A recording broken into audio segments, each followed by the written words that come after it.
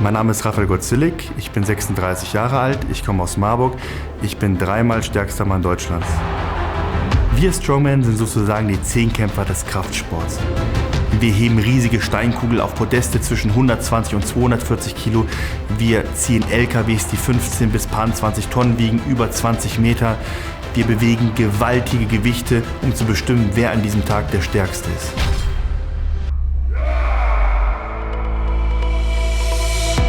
Typische Verletzungen im Strongman sind meistens muskulärer Art, sprich Abrisse des Bizeps, Abrisse des Trizeps, Abrisse des Oberschenkels. Im Kraftsport sind es vor allen Dingen die Muskel- und Sehnenverletzungen, die im Vordergrund stehen und immer mehr die obere Extremität als die untere Extremität. Und was dann im Gegensatz zum Bodybuilding im Strongman-Sport weit vorne steht, sind auch Rückenverletzungen, Rückenbeschwerden, die aufgrund von Verschleiß jetzt nicht unbedingt von akuten Verletzungen einfach entstehen. Ganz wichtig ist es da, schnellstmöglich bildgebende Verfahren, am besten ein MRT zu bekommen, um tatsächlich zu sehen, was ist im Körper kaputt, um schnellstmöglich darauf zu reagieren. Letztes Jahr im September hatte ich einen schweren Autounfall. Ich bin mit 130 km/h von der Straße aus unerklärlichen Gründen abgekommen. Das Auto hat sich mehrfach überschlagen.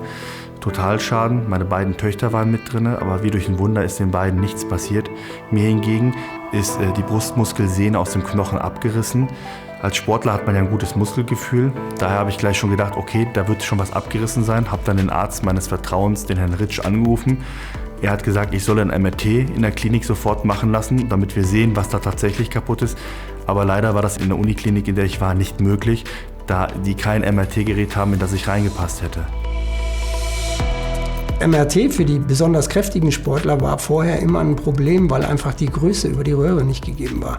Die Athleten haben nicht hineingepasst und konnten diesem hervorragenden diagnostischen Tool mitten im Kernspin, was ja der Standard ist, konnte man die Athleten gar nicht zuführen.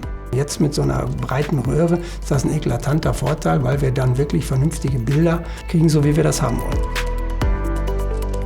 Ich habe schon lange darauf gewartet, dass es ein System für uns große Jungs gibt, damit wir endlich schnellstmöglich sehen können, was ist in unserem Körper kaputt bei Verletzungen, damit wir schnellstmöglich die richtige Therapie anfangen können und wieder zurück aufs Spielfeld bzw. wieder Wettkämpfe bestreiten können.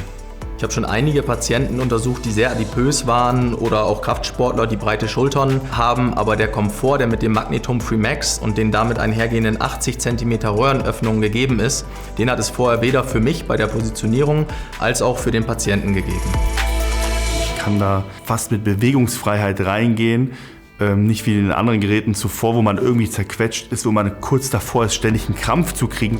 Also gerade Patienten wie Rafael Gotzilik, die haben vorher keinen Zugang zu MRT-Untersuchungen gehabt. Und das Magnetom Free Max bietet genau dieser Patientengruppe auch den Zugang zu diesen Untersuchungen. Im Rahmen der Magnetresonanztomographie vom Rafael war die Schulter mit abgebildet, also das eigentliche Schultergelenk, obwohl es primär jetzt eigentlich um den Pectoralis ging, das war unsere Verdachtsdiagnose. Und dann ist es halt schön zu sehen, wie ist der Zustand der Rotatorenmanschette, was macht die lange Bizepssehne, sind Knorpelveränderungen da im Gelenk oder am Schultereckgelenk. Das sind häufige Probleme, die die Athleten in der Zukunft dann haben können. Und wenn man sieht, dass das okay ist, ist das immer eine gute Prognose. Die Verletzung war doch viel größer als ursprünglich gedacht und das ist nur übers Kernspin letztendlich rausgekommen. Ja. Durch das Freemax habe ich jetzt eine ordentliche Diagnose bekommen. Jetzt arbeite ich an meinem Comeback und hole mir den 4. Titel.